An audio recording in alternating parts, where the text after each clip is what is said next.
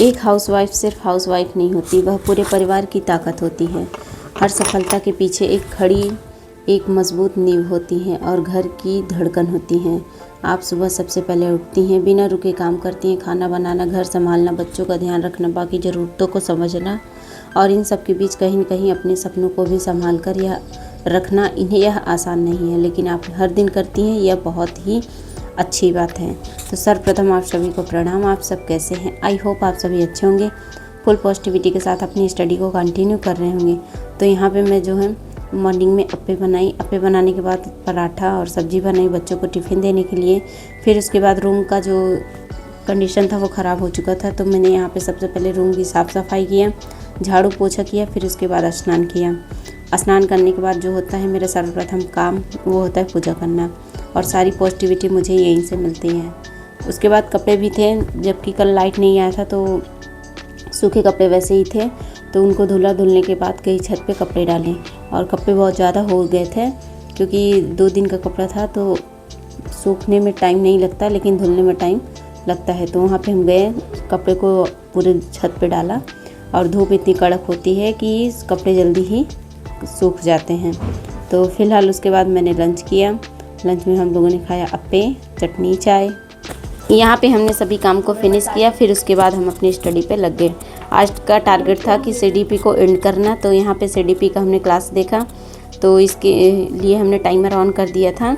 Check कर रहे थे कि हम कितने घंटे स्टडी कर सकते हैं। तो यहाँ फ्रेड, क्रो, थॉमसन, थार्नडाइक, मतलब सभी मनोवैज्ञानिक जो थे उन सभी को एक वीडियो के माध्यम से सर समझा रहे थे।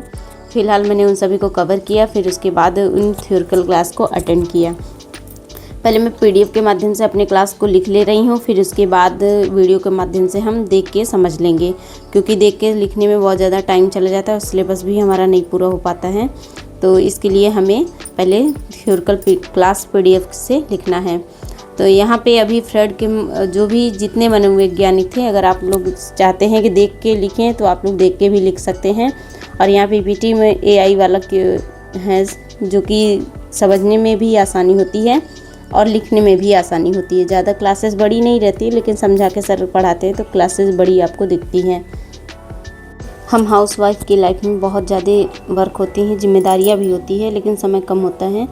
लेकिन फिर भी आप अपने लिए थोड़ा सा समय निकाल सकती हैं। भले ही 1 घंटा पढ़ाई कीजिए, 1 घंटा खुद को बेहतर बनाने का प्रयास करिए।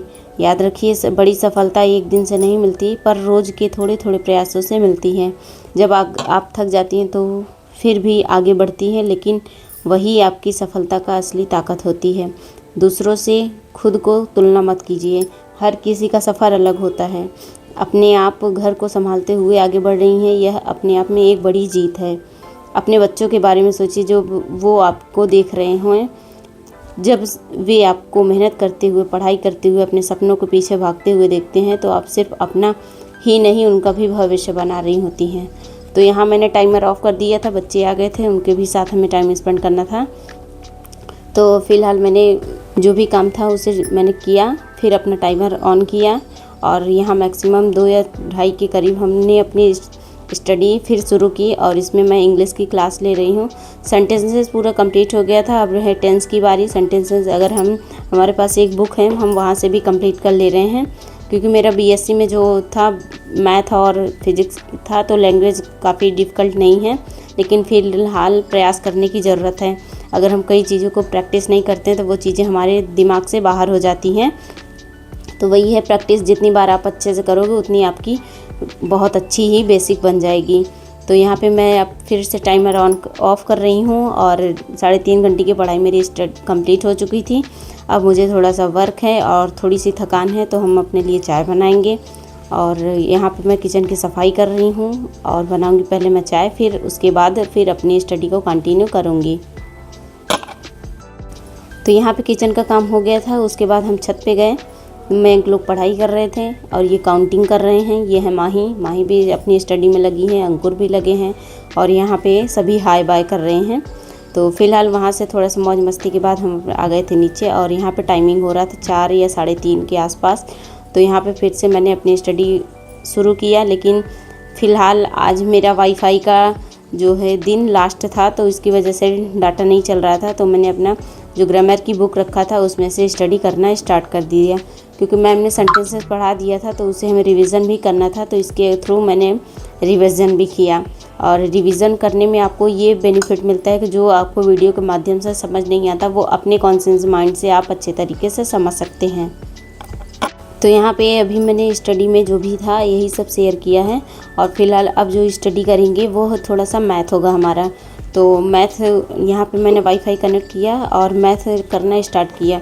तो मैथ अगर कोई भी आप सिलेबस उठाएंगे या कोई भी एग्ज़ाम की आप तैयारी कर रहे हैं तो first of all number system से ही स्टार्टिंग होता है। मैं आदित्य रंजन सर का क्लास से नंबर सीरीज़ कर रही थी, बट मुझे ऐसा लगा कि कहीं न कहीं मेरा टॉपिक चेंज हो जाए और मैं इन सर के बजाय उन सर को न चूज़ कर लूँ।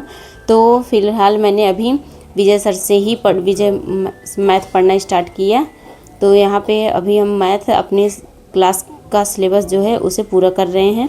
फिर उसके बाद अभी हमें एक ब्लाउज़ कट करना था, तो वहाँ पे ब्लाउज अभी हम कट कर रहे हैं, फिर उसको सिएंगे। और कट करने का ये उद्देश्य है कि आज कट करके रख ले रही हूँ तो कल हमारा परसों तक सिला जाएगा। फ़िलहाल तो आज का वीडियो यहीं तक। आप सब कैसे हैं ज़रूर बताइएगा। अगर चैनल पे नए हो तो सब्सक्राइब करिएगा, वीडियो अच्छी लगी तो लाइक करिएगा। आपका एक सब्सक्राइबर और एक कमेंट हमें बहुत ज़्यादा मोटिवेट करता है। तो ये है डिनर की प्रिपरेशन। हमारे यहाँ बन रहा है सहजन की सब्ज़ी। आप लोग खाना हो तो ज़रूर आइएगा। फिर उसके बाद हम गए छत पे और बच्चों को पढ़ाने। Bye bye and take care, good night.